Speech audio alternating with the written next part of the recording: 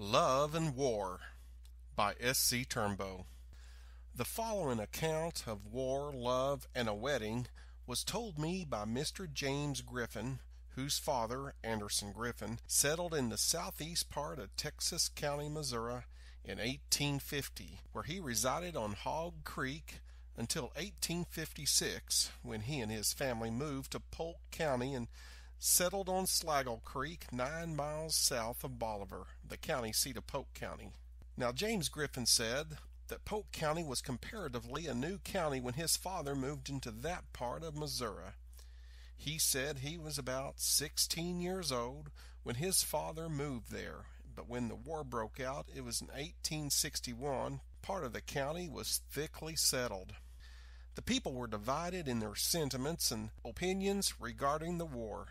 Some were strong in their faith in the South. The same was expressed for the North by others.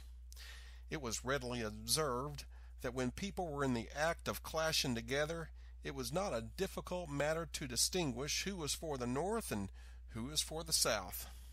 I, like others, had my mind made up many months before I saw that the war was inevitable, and that when Uncle Abe Lincoln called for volunteers, I enlisted in the Federal Army.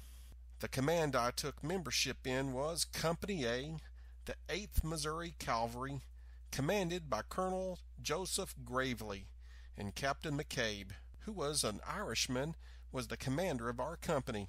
Now, I took part in the fight at Lone Jack and Wilson's Creek. In this last battle, I was 50 yards of General Lyon when he fell from his horse. I also took part in the fight at Helena, which was a hard fight. I was also in several skirmishes which is not worthy to mention at present. You will not consider it strange when I tell you that I married in the time of war, for that was common in the North and in the South too. But I think it will astonish you when I tell you that I married a true Southern girl. Now, her name was Jane Mackey, and she was the daughter of Mrs. Rebecca Mackey, a widow lady of John Mackey. Now, I had been acquainted with her since we had moved in Polk County, and she bore the reputation of being an honest and industrious girl. She would never pout or seem angry when in the presence of Union soldiers. Her conversation was pleasant, and she would contend in a kind, mild way for the Southern soldiers and the Southern rights, as she termed it, and was firm in what she said. She seemed so true and faithful to the Southern cause that I admired her pluck and constant devotion and faith in the South.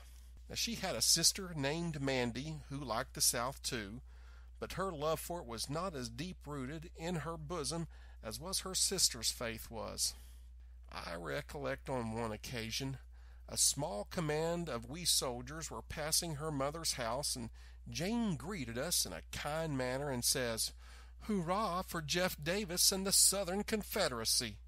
Now, some of the boys said that she ought not to be so bold in advocating Southern sentiments so strong. Others said that she was not two-faced about it, and that she was a brave girl.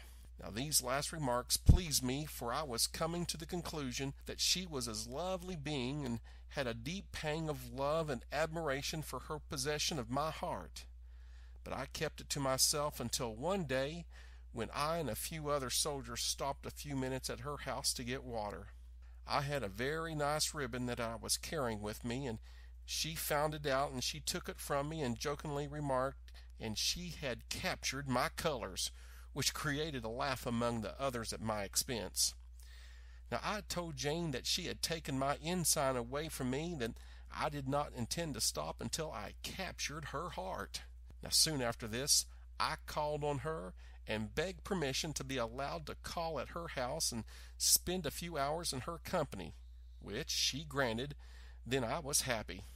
I called on her many times, and more calls the more I loved that Southern lady, when finally I told her I could not live without her, and she agreed to marry me on this condition, that she believed I was a true Union soldier and was not harsh in my expressions towards the South, and that she was a friend of the South, and that we were wedded. She would not trample on my rights and affections as a Union soldier, and she did not want me to abuse her rights as a Southern woman, and that she would be devoted to me as a true wife ought to be.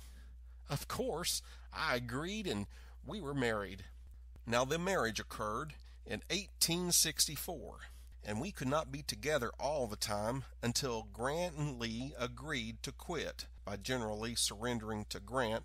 Then we both lived happily together for 41 years, when my devoted companion that I loved and cherished so long sickened and died. Her death occurred near Coweta, Indian Territory, and we laid her to rest in the Dick Burner graveyard near Burner's Creek, in a beautiful shady grove of timber a mile or two south of Coweta.